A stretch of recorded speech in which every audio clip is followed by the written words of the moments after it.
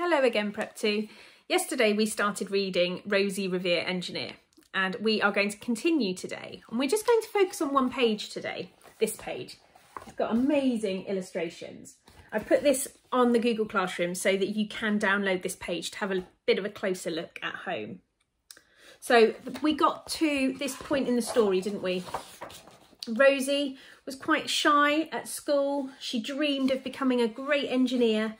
She loved to make different gadgets and gizmos and inventions. And then it all started to go a bit wrong when she was laughed at. And yesterday we talked about how Rosie was feeling at this point, didn't we? So we'll continue now. And that's how it went until one autumn day, her oldest relation showed up for a stay. Her great-great-aunt Rose was a true dynamo who'd worked building aeroplanes a long time ago. She told Rosie tales of the things she had done and goals she had checked off her list one by one. She gave a sad smile as she looked to the sky. The only thrill left on my list is to fly. But time never lingers as long as it seems. I'll chalk that one up to an old lady's dreams. So using that page, you can have a look at it here and you can download it as well.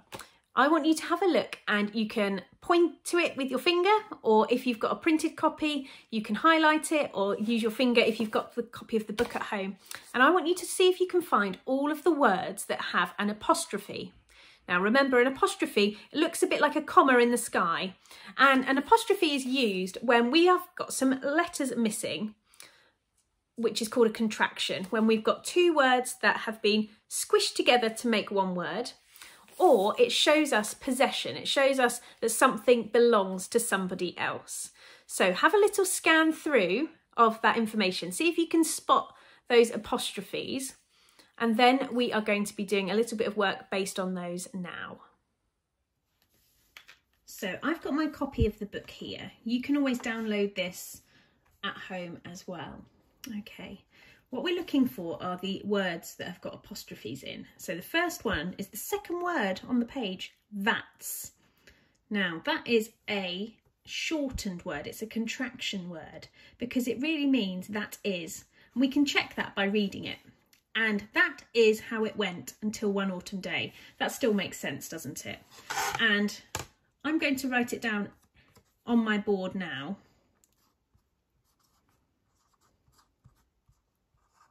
Making sure that I copy my apostrophe in the right place. And that's how it went until one autumn day, her oldest relation showed up for a stay. Her great-great-aunt Rose, who was a true dynamo, who'd. It's a funny looking word, isn't it? Now, does that show that it's owned by somebody? Who'd or shortened? It doesn't show possession, it's a shortened word.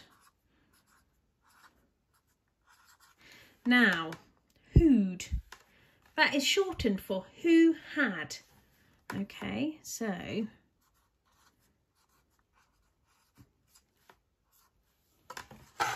who had. We can check that by replacing who'd with who had in the sentence to see if it makes sense. Who had worked building airplanes a long time ago. Yep, that makes sense, doesn't it? Now I'm going to speed through and go right down to the end. Old ladies. Ladies.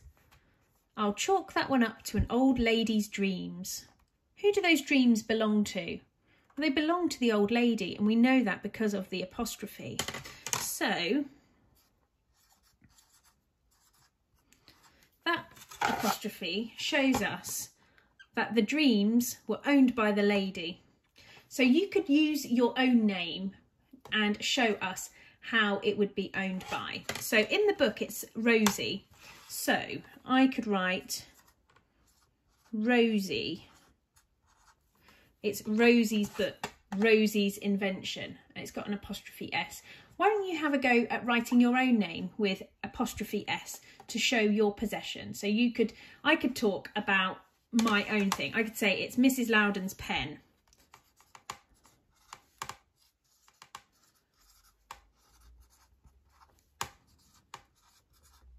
okay?